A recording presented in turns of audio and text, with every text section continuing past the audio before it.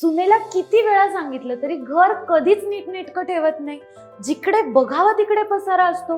Bedroom मध्ये कपडे तसेच, सिंक मध्ये भांडी, ओट्यावर भांडी. मला समजतच नाही काय करावं, असं सासूबाई म्हणतात.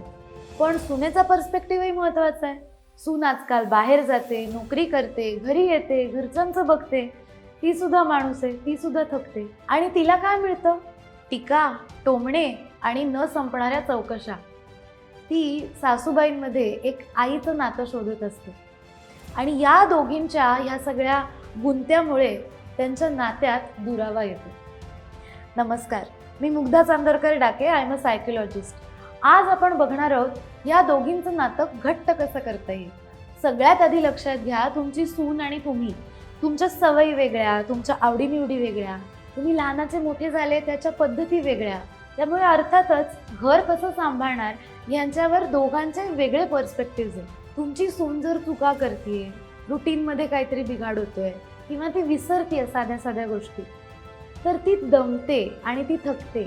एवढंच जरी तुम्ही समजून घेतलत ना, तरी सगळ्या गोष्टी पुढच्या सोप्या होतात.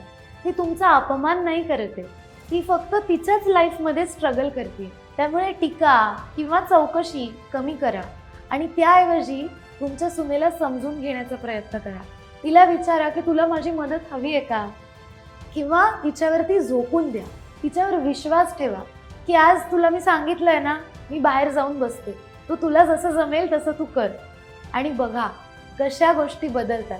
सुना कितीही चुकत असल्या तरी एक लक्षात घ्या, त्या रोज नव्याने ट्राय करतायत.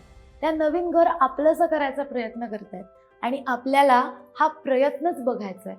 त्यामुळे आज मला प्रत्येक सासूला एक गोष्ट सांगायची आहे. ही गोष्ट तुम्ही नक्की करून बघा. तिच्या मनाचा विचार करून तिच्या जागेवर स्वतःला ठेवून बघा आणि बघा नात्याचा सूर कसा आपोआप बदलतो.